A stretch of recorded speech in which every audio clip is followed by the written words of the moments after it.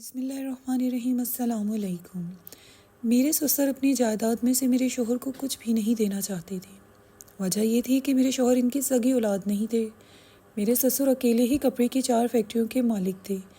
میرے سسر اکثر بیمار رہتے۔ ڈاکٹر نے بتا دیا تھا کہ میرے سسر کے دل نے کام کرنا چھوڑ دیا ہے، وہ 1 سال تک ہی زندہ رہ پائیں گے۔ میں نے چھوٹی بہن سے کہا کہ وہ میرے سسر سے شادی کر لے، سال بعد جب وہ مر جائیں گے تو ان کی ساری جائیداد بیوی کی حیثیت سے تمہاری ہو جائے گی اور پھر ہم خوب عیش کریں گے۔ میری بہن نے میری بات مان لی اور میں نے بہن کی شادی سسر سے کروا دی، مگر سسر تو اب پہلے سے بھی زیادہ جوان ہونے لگے۔ ایسے ہی سال گزر گیا مگر سسر کو موت نہ آئی۔ بہن ہر وقت مجھے کوستی رہتی کہ تمہارے سسر کب مریں گے، انہوں نے تو میرا جینا حرام کر دیا ہے۔ ایک روز رات کے وقت بہن کی چیخنے کی آوازیں آنے لگیں۔ میں بھاگ کر سسر کے کمرے میں گئی تو جان نگل گئی، کیونکہ سسر نے تو میری بہن کو۔ میرا نام فردوس ہے، میں مڈل کلاس خاندان سے تعلق رکھتی ہوں۔ ہم 2 ہی بہنیں ہیں۔ میری بہن تانیہ مجھ سے 1 سال چھوٹی تھی۔ ہم دونوں بہنوں میں بہت زیادہ محبت تھی، ہماری آپس میں بہت بنتی تھی، ایک دوسرے کے بغیر ہمارے حلق سے نوالا نہیں اترتا تھا۔ ہمارے ماں باپ بھی ہماری ہر جائز خواہش پوری کرتے تھے، ہمارا بہت زیادہ خیال رکھتے تھے۔ خدا نے ہم دونوں بہنوں کو حسن کی دولت سے نوازا تھا اور ہمیں اپنے حسن کا بہت اچھے سے اندازہ بھی تھا۔ میں اس وقت کالج میں 12ویں کلاس میں پڑھتی تھی۔ میرے لیے رشتوں کی لمبی لائن لگی رہتی تھی، لڑکے مجھ سے بات کرنے کے لیے مرے جاتے تھے، مگر میں کسی کو منہ نہیں لگاتی تھی، میں کسی کو بھی خاطر میں نہیں لاتی تھی۔ اس کی وجہ یہ تھی کہ میں کسی بہت اونچے امیر خاندان میں شادی کرنا چاہتی تھی۔ میرے خواب بہت زیادہ اونچے تھے، مگر اپنی خواہشوں کی تکمیل کے لیے میں کوئی غلط راستہ نہیں اپنانا چاہتی تھی، بلکہ جائز طریقے سے اپنی منزل کو حاصل کرنا چاہتی تھی۔ میری زندگی کی سب سے بڑی خواہش تھی کہ ایک شہزادہ آئے اور مجھے بیاہ کر لے جائے۔ وہ شہزادہ میری زندگی سکون اور خوشیوں سے بھر دے۔ مجھے آج بھی وہ دن یاد ہے جب کالج میں ایک لڑکی سے میری دوستی ہوئی تھی۔ وہ بہت امیر خاندان سے تعلق رکھتی تھی۔ وہ بہت معمولی شکل و صورت کی لڑکی تھی۔ اس نے میری خوبصورتی سے متاثر ہو کر میری جانب دوستی کا ہاتھ بڑھایا تھا اور میں نے بھی اس سے دوستی کر لی تھی۔ وہ مجھ سے بہت باتیں کیا کرتی تھی، اب تو میں اکثر اس کے گھر بھی آتی جاتی رہتی تھی۔ پھر ایک دن اس کے گھر میں میری اس کے ایک کزن کے ساتھ ملاقات ہوئی۔ وہ بہت امیر اور خوبصورت انسان تھے۔ مجھے دیکھ کر تو ان کی نظریں مجھ پر ہی اٹک گئی تھیں۔ کچھ دیر بعد وہ ہوش میں آئے تو مجھے کہنے لگے، آپ کی تعریف، آپ کو میں نے پہلے کبھی یہاں نہیں دیکھا۔ تبھی میری سہیلی عالیہ نے اسے بتایا کہ یہ فردوس ہے، یہ میری بہت اچھی دوست ہے، آپ سے مل کر بہت خوشی ہوئی۔ وہ جاتے جاتے ایک بھرپور نظر مجھ پر ڈال کر گیا تھا۔ رات ہی اس کا میسج آ گیا، وہ مجھے پسند کرنے لگا تھا۔ وہ میری خوبصورتی سے بہت زیادہ متاثر ہوا تھا، اور مجھے کیا چاہیے تھا؟ میں تو یہی چاہتی تھی کوئی امیر انسان میری خوبصورتی سے متاثر ہو کر مجھ سے شادی کر لے اور باقی کی زندگی میں عیش و عشرت کے ساتھ گزاروں۔ میری یہ مراد پوری ہو رہی تھی۔ میری خوشیوں کا کوئی ٹھکانہ نہیں تھا، دن تو جیسے پر لگا کر اڑ رہے تھے۔ اپنی خوشیوں میں مگن میں نے عالیہ کے رویے کی طرف نہیں دیکھا تھا۔ وہ دن بدن مجھ سے دور اور بیزار ہوتی جا رہی ہے۔ وہ میری بہت اچھی دوست تھی، اب اس نے اور بہت سی دوستیں بنا لی تھیں اور وہ مجھ سے بات تک نہیں کرتی تھی۔ خیر میں نے اس بات کو زیادہ سر پر سوار نہیں کیا۔ پھر ایک دن میں کینٹین میں بیٹھی ہوئی تھی جب عالیہ میرے پاس آئی۔ اس وقت میرے ساتھ ایک لڑکی بیٹھی ہوئی تھی۔ عالیہ نے مجھ سے کہا، میں تمہارے ساتھ تنہائی میں بات کرنا چاہتی ہوں۔ میں اٹھ کر اس کے ساتھ ایک الگ گوشے کی طرف آ گئی۔ وہ آج معمول سے زیادہ سنجیدہ لگ رہی تھی۔ اس نے کہا، یہ بات کرنا مجھے اچھا تو نہیں لگ رہا، مگر کیا کروں، تمہیں یہ بات بتانا بھی ضروری ہے۔ تم سے میری بہت اچھی دوستی رہ چکی ہے فردوس، میں نے سچے دل سے تمہاری طرف دوستی کا ہاتھ بڑھایا تھا کہ تم مجھے بہت زیادہ اچھی لگی تھی، مگر پھر تم نے میرے کزن انور کی دوستی کا ہاتھ تھام کر اچھا نہیں کیا۔ اس بات پر میں نے چونک کر عالیہ کی طرف دیکھا تھا، کیونکہ انور نے کہا تھا کہ ہماری دوستی کا کسی کو بھی پتہ نہیں چلے گا۔ تو پھر عالیہ کو کیسے پتہ چل گیا؟ میرے انداز پر وہ افسردہ انداز میں مسکرائی تھی۔ زیادہ حیران ہونے کی ضرورت نہیں ہے۔ جس دن تمہیں اس نے پہلی دفعہ میسج کیا تھا تب اس نے مجھے چیلنج کیا تھا کہ وہ تمہیں پھنسا کر رہے گا، مگر میں نے اس بات کی نفی کر دی تھی۔ کہ فردوس ایسی لڑکی نہیں ہے، مگر تم نے تو مجھے شرمندہ ہی کروا دیا۔ فردوس تم نے تو اسے بہت اچھا رسپانس دیا تھا۔ تم جانتی ہو انور میرا منگیتر ہے، چند مہینے کے بعد ہماری شادی ہونے والی ہے، مگر میں اس کی اس گھٹیا طبیعت کی وجہ سے اسے پسند نہیں کرتی۔ مجھے لگا تھا کہ فردوس تم دوسروں سے مختلف ہو، مگر میرے سارے دعوے دھرے کے دھرے رہ گئے۔ تم بھی عام سی لڑکیوں جیسی ہی نکلی، جو کسی بھی مرد کی ذرا سی تعریف پر اس کے سامنے بچھی جاتی ہیں۔ عالیہ اپنی بات کر کے چلی گئی تھی، مگر مجھے شرمندگی کی انتہا گہرائیوں میں دھکیل گئی تھی۔ ہر کوئی مجھے اپنا مذاق اڑاتا ہوا نظر آتا تھا۔ ایسے لگتا تھا جیسے ساری دنیا مجھ پر ہنس رہی ہے۔ گھر آنے کے بعد جب میں نے انور سے ان باتوں کا تذکرہ کیا تو پہلے تو اس نے مجھے ٹالنے کی کوشش کی، مگر پھر اس نے ان سب باتوں کو مان لیا تھا۔ میں نے اسے کھری کھری سنائی اور پھر اسے بلاک کر دیا، اور اس کے بعد اس سے کبھی رابطہ نہیں کیا۔ یہ میری زندگی کا ایک بہت تلخ تجربہ تھا، اور میں نے اس تجربے سے بہت بڑا سبق حاصل کیا تھا۔ اس کے بعد میں اپنی پڑھائی میں مگن ہو گئی۔ مجھے ارد گرد کا کوئی ہوش نہیں تھا۔ ایف اے میں نے بہت اچھے نمبروں سے کیا تھا۔ اب بی اے کر رہی تھی۔ ایک بار ہمارے کالج میں بہت بڑا فنکشن منعقد ہوا تھا۔ تب یہاں بہت سے امیر لوگ مہمان خصوصی بن کر آئے تھے۔ ان میں سے ایک شخصیت جن کا نام مبین تھا، وہ مجھ پر اپنا دل ہار بیٹھے تھے۔ انہوں نے کالج کے ریکارڈ سے میرا ایڈریس اور فون نمبر حاصل کیا تھا۔ رات کو ہی مجھے ان کی کال آ گئی تھی۔ جب انہوں نے اپنا تعارف کروایا تو ایک پل کو تو میں حیران رہ گئی، مگر میں نے جلد ہی خود پر قابو پا لیا تھا۔ انہوں نے مجھ سے محبت کا اظہار کیا تھا، وہ مجھے پسند کرنے لگے تھے۔ یہ سب باتیں میرے لیے نئی نہیں تھیں۔ میں ایک بھیانک تجربے سے گزر چکی تھی۔ میرا دل ابھی تک اس صدمے کو بھول نہیں پایا تھا، اس لیے میں نے ان کی کسی بات کا کوئی جواب نہیں دیا اور فون بند کر دیا۔ اس کے بعد وہ رات بھر وقفے سے مجھے میسج اور کال کرتے رہے۔ حیرت کا جھٹکا مجھے تب لگا جب اگلے ہی دن وہ اپنا رشتہ لے کر آ گئے۔ میرے گھر والوں کے تو ہاتھ پاؤں پھول گئے، اتنے بڑے لوگوں کو کہاں بٹھائیں۔ پھر انہوں نے میرے رشتے کی بات کر دی اور پیپرز کے بعد شادی کی تاریخ بھی رکھ دی۔ یہ سب کچھ اتنا اچانک ہوا تھا کہ میں بے یقینی کی کیفیت میں تھی۔ اس گھر میں صرف میرے ہونے والے شوہر اور سسر تھے۔ میری ساس فوت ہو چکی تھی اور میری نند انگلینڈ میں ہوتی تھی۔ اس گھر میں کوئی عورت نہیں تھی۔ شادی کی ساری شاپنگ میں نے خود کی تھی۔ میرے گھر پر ان کا ڈرائیور آ جاتا تھا اور میں کبھی اپنی بہن تانیہ کے ساتھ تو کبھی امی کے ساتھ جا کر شاپنگ کر آتی تھی۔ یوں میں نے ہر چیز اپنی مرضی اور پسند سے لی تھی۔ پھر میری شادی کا دن بھی آن پہنچا۔ میں اپنی خوش قسمتی پر رشک کرتے نہیں تھک رہی تھی۔ زندگی بہت خوبصورت ہو گئی تھی۔ مجھے یقین نہیں آتا تھا کہ جس زندگی کے بارے میں سوچا تھا، میں نے خواہش کی تھی، وہ سب کچھ مجھے مل گیا ہے۔ اب ہر چیز میری دسترس میں تھی۔ جب بھی تانیہ میرے گھر آتی تو ہر چیز کو رشک سے دیکھتی اور کہتی، آپ بھی تم کتنی خوش قسمت ہو، اور میں اس کی بات پر مسکرا دیتی۔ میں تانیہ کی بھی کسی ایسے ہی انسان سے شادی کروانا چاہتی تھی، مگر وہ پاگل ہمارے ماموں کے بیٹے زین کو پسند کرتی تھی۔ دونوں ایک دوسرے پر جان دیتے تھے۔ زین کی بہت معمولی سی جاب تھی۔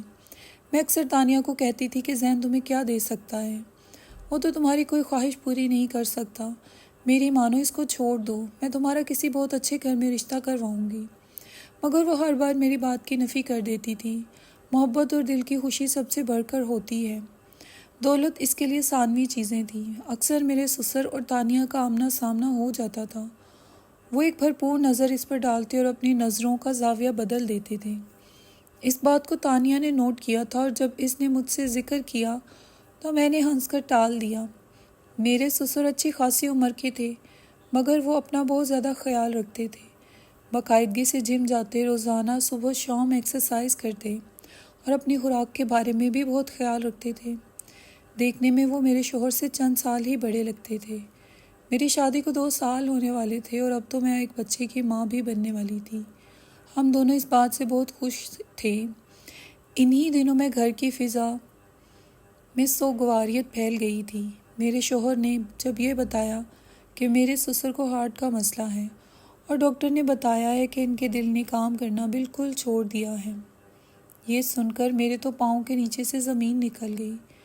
میرے شوہر بہت زیادہ افسردہ تھے اور اپنے ابو کی وجہ سے رو بھی رہے تھے۔ سسر بھی میرے ساتھ بہت اچھے تھے۔ میرا بہت خیال رکھتے تھے۔ یہ خبر سن کر مجھے بہت بڑا جھٹکا لگا تھا، مگر اب کیا ہوگا؟ میرے سسر خود ہی ڈاکٹر کے پاس جاتے تھے اور پھر انہوں نے یہ کہا کہ ان کے پاس جینے کے لیے 1 ہی سال بچا ہے۔ میرے شوہر نے بہت کہا کہ کسی باہر کے ملک چلتے ہیں، وہاں سے آپ کا علاج کرواتے ہیں، مگر میرے سسر نے ایک نہیں سنی۔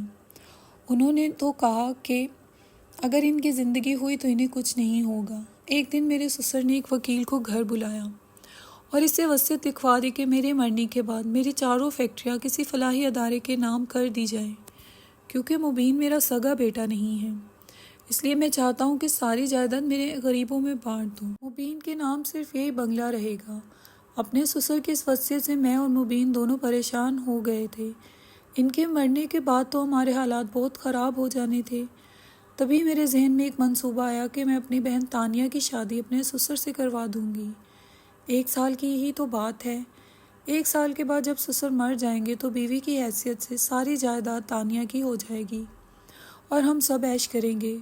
مبین اور میں نے سسر جی کو بڑی مشکل سے شادی کے لیے منا لیا تھا، اور جب میں نے تانیہ سے بات کی تو یہ سن کر حیران رہ گئی۔ وہ بالکل بھی اس شادی کے لیے تیار نہیں تھی۔ بقول اس کے وہ زین کے ساتھ سچی محبت کرتی تھی اور اسی سے شادی کرے گی۔ میں نے بھی اسے منانے کی ہر ممکن کوشش کی۔ بالآخر وہ میری بات مان گئی۔ تب میں نے امی ابو سے بات کی۔ انہیں بھی میں نے بہت مشکل سے منا لیا تھا، کیونکہ میرے شوہر میرے سسر کی سگی اولاد نہیں تھے، اس لیے میری بہن کی شادی سسر سے ہو سکتی تھی۔ یوں تانیہ رخصت ہو کر اس گھر میں آ گئی تھی اور دن پوری رفتار کے ساتھ گزر رہے تھے اور اپنی مخصوص میعاد سے آگے جا رہے تھے۔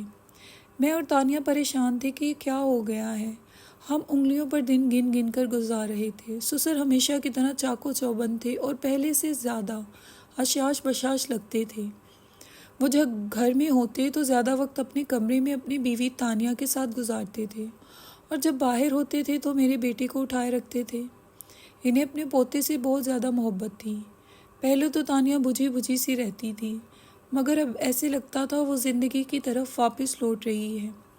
مگر ہمارے ذہن میں یہی بات گردش کرتی تھی کہ آخر کیا وجہ ہے کہ میرے سسر کہیں سے بھی بیمار نہیں لگتے۔ تب میں نے تانیہ سے کہا تھا کہ ان کی میڈیکل رپورٹس کو ڈھونڈو اور دیکھو ان رپورٹس میں کیا لکھا ہے۔ اس دن تانیہ کے ہاتھ میں ایک فائل لگ گئی تھی، مگر اچانک سے میرے سسر اوپر سے آ گئے۔ انہوں نے وہ فائل تانیہ کے ہاتھ سے لے لی تھی اور اسے لاکر میں رکھ دی، اور تانیہ کو انہوں نے پیار سے بہلا لیا۔ تانیہ کے کہنے پر بھی میرے سسر اپنے چیک اپ کے لیے ڈاکٹر کے پاس نہیں جاتے تھے۔ ایک بات جو مجھے بہت پریشان کرتی تھی، میرے شوہر اب بہت زیادہ تناؤ کی کیفیت میں رہنے لگے تھے۔ وہ بہت زیادہ غصہ کرنے لگے تھے۔ ان کا اپنے ابو کے ساتھ بھی کسی نہ کسی بات پر جھگڑا رہنے لگا تھا۔ اس دن بھی وہ کمرے میں کسی بات پر جھگڑا کر رہے تھے۔ جب میرے کمرے میں اچانک داخل ہونے پر وہ خاموش ہو گئے۔ اس صورتحال سے مجھے اندازہ ہو گیا تھا کہ یہاں پر کوئی خوشگوار بات نہیں ہو رہی تھی، مگر میں سوچ میں پڑ گئی تھی کہ میرے شوہر کو اپنے باپ سے کس بات پر مسئلہ ہے۔ وہ تو اپنے ابو سے بہت زیادہ محبت کرتے تھے، ان کی ہر بات مانتے تھے۔ وہ اپنے ابو کے سامنے اونچی آواز میں بات نہیں کرتے تھے، مگر اب انہیں کیا ہو گیا تھا؟ وہ کیوں اس طرح کا رویہ اختیار کرنے لگے تھے؟ میں نے کئی بار ان سے اس بارے میں پوچھا، مگر انہوں نے مجھے اس بات کا تسلی بخش جواب نہیں دیا۔ آج جب میں نے ان سے کمرے میں آنے کے بعد اس بارے میں پوچھا تو پہلے وہ خاموش ہو گئے، پھر وہ کہنے لگے، تم جانتی ہو ابو کی بیماری کے بارے میں، اور تم بھی یہ بات سوچتی ہوگی کہ انہیں ڈاکٹر نے یہ کہا تھا کہ وہ 1 سال تک زندہ رہیں گے۔ مگر ابھی ان کی بات مکمل نہیں ہوئی تھی کہ دروازے پر دستک ہونے لگی۔ جب میں نے دروازہ کھولا تو سامنے تانیہ کھڑی تھی۔ اس کا چہرہ پیلا پڑ رہا تھا۔ وہ کہنے لگی، میرے ساتھ ہسپتال چلیں، میری طبیعت بہت زیادہ خراب ہے۔ اس کی خراب طبیعت دیکھ کر میں پریشان ہو گئی اور اسی وقت میں اسے ہسپتال لے گئی، مگر ڈاکٹر کی بات سن کر ہمارے پاؤں کے نیچے سے زمین نکل گئی۔ تانیہ ماں بننے والی تھی۔ یہ خبر میرے لیے کسی قیامت سے کم نہیں تھی، مگر تانیہ یہ سن کر خوش ہو گئی تھی اور میں اس کی خوشی پر حیران رہ گئی تھی۔ گھر آنے کے بعد جب میں نے یہ بات اپنے شوہر کو بتائی تو ان کے چہرے کی بدلتی رنگت دیکھ کر میں ڈر گئی۔ ان کے چہرے پر واضح تناؤ آ گیا تھا۔ وہ بہت زیادہ غصے میں لگ رہے تھے۔ میں نے کچھ بھی کہنے، سننے اور پوچھنے کا ارادہ موقوف کر دیا اور لائٹ آف کر کے سونے کے لیے لیٹ گئی۔ اگلے دن بھی ان کی کیفیت ایسی ہی رہی تھی۔ وہ بغیر ناشتہ کیے چلے گئے تھے، جبکہ میرے سسر صاحب آج بہت زیادہ چہک رہے تھے۔ وہ خوشی خوشی سے اپنے آفس کے لیے رخصت ہو گئے، جبکہ میں نے سارا دن اپنے شوہر کی ادھوری باتوں کا مفہوم سمجھنے میں گزار دیا تھا۔ آخر وہ مجھے کیا کہنے لگے تھے؟ وہ مجھے کچھ بتانے والے تھے، مگر پھر اوپر سے تانیہ آ گئی اور واپس آنے کے بعد بھی میں تو ان سے کچھ پوچھ ہی نہیں سکی۔ آج بھی وہ ناشتہ کیے بغیر گئے تھے۔ میں ان کے بارے میں سوچ سوچ کر پریشان ہو رہی تھی۔ میں نے 2-3 بار کال کی مگر انہوں نے میرا فون ہی نہیں اٹھایا۔ میں تانیہ کے ہونے والے بچے کے بارے میں سوچ رہی تھی کہ اگر اس سے پہلے میرے سسر کو کچھ ہو گیا تو وہ اکیلی اس بچے کو کیسے سنبھالے گی، اس کا کیسے خیال رکھے گی، اور میں اپنے ماں باپ کو کیا جواب دوں گی۔ وہ تانیہ کی شادی اتنی بڑی عمر کے مرد کے ساتھ کرنے کے حق میں نہیں تھے، مگر میں نے انہیں بہت مشکل سے منایا تھا۔ اب میں ان کے سامنے کیا جھوٹ بولوں گی؟ مگر حیرت تو مجھے تانیہ کے رویے پر تھی۔ وہ بالکل بھی پریشان نہیں تھی، بلکہ مطمئن اور پرسکون لگتی تھی، اور سچ کہوں تو وہ خوش لگتی تھی۔ مگر کیوں؟ یہ انقلاب کیسے آیا؟ میں یہ سمجھنے سے قاصر تھی۔ ابھی کچھ دن پہلے تک تو بہت زیادہ پریشان تھی، اور اب آج جب میں نے تانیہ سے اپنے سسر کی رپورٹس کے بارے میں پوچھا تو وہ خاموش ہو گئی۔ اس نے میری بات کا کوئی جواب نہیں دیا اور بات ہی بدل دی۔ مجھے اپنی بہن تانیہ، سسر اور اپنے شوہر، ان تینوں کا رویہ بہت زیادہ حیران کر رہا تھا۔ ان کی بدلتی کیفیت سے میں پریشان تھی اور سوچ سوچ کر پاگل ہونے کو تھی، مگر کوئی میری بات کا جواب دینے کو تیار نہیں تھا۔ آخر چل کیا رہا تھا یہاں پر جو میری نظر سے اوجھل تھا؟ کچھ تو تھا ایسا جو میں سمجھ نہیں پا رہی تھی، جو میرے سامنے تھا مگر مجھے نظر نہیں آ رہا تھا۔ میں اس رات سے پردے ہٹانے کو بے تاب تھی۔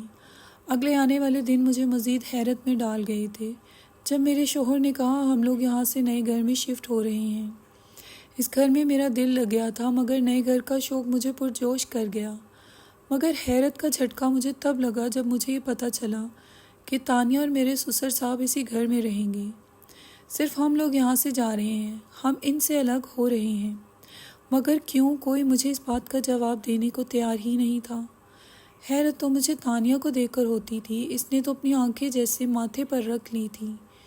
میں نہیں جانتی تھی کہ میرے سسر اور شوہر کی آپس میں کیا بات ہوئی ہے۔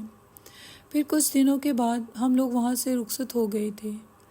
نیا گھر پہلے گھر کی نسبت تھوڑا سا چھوٹا تھا، مگر یہ بھی بہت شاندار تھا، اور یہ بھی میرے خوابوں کے محل جیسا ہی تھا۔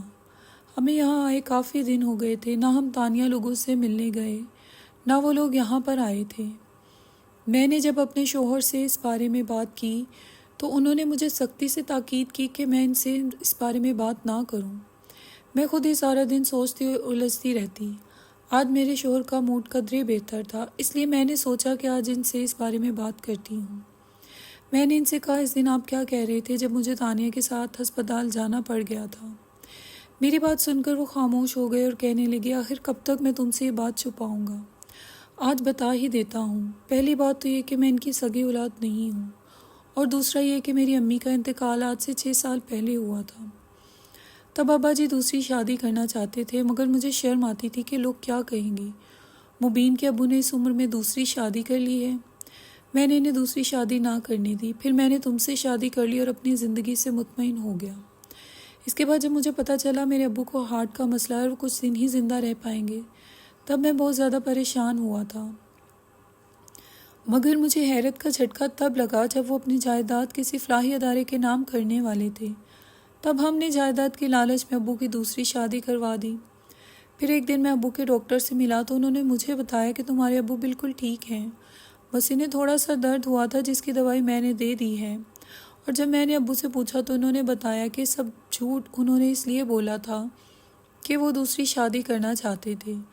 یہ خبر میرے لیے کسی دھماکے سے کم نہیں تھی۔ میرے سسر تانیہ سے محبت کرنے لگے تھے، اس کے ساتھ شادی کرنا چاہتے تھے، اس لیے انہوں نے یہ سارا پلان کیا۔ میرا منہ حیرت سے کھل گیا، اس لیے میں ان سے ناراض ہوں اور انہیں چھوڑ کر یہاں آ گیا ہوں۔ یہ سن کر میں نے کہا آپ کو ایسا نہیں کرنا چاہیے تھا۔ انہوں نے جو بھی کیا سو کیا، مگر آپ نے جو کیا وہ غلط ہے۔ نکاح کرنے کا حق اسلام نے انہیں دیا ہے، عمر چاہے کوئی بھی ہو، گناہ کرنے سے بہتر ہے کہ انسان نکاح کر لے اور گناہوں کے راستے پر چلنے سے بچے۔ انہوں نے جو کیا اسلام کے حکم کے مطابق کیا۔ آپ اپنا ذہن ان کی طرف سے صاف کر لیں، مگر تانیہ میری بہن اب میرے سسر کے ساتھ ہی اپنی زندگی گزارنا چاہتی تھی۔ اگلے دن ہم لوگ ان لوگوں سے ملنے کے لیے آئے، وہ ہمیں دیکھ کر بہت خوش ہوئے۔ تانیہ کو خوش باش اور مطمئن دیکھ کر مجھے یہ سمجھنے میں دیر نہیں لگی تھی وہ حقیقت جانتی ہے اور اس نے حقیقت کو تسلیم کر لیا تھا۔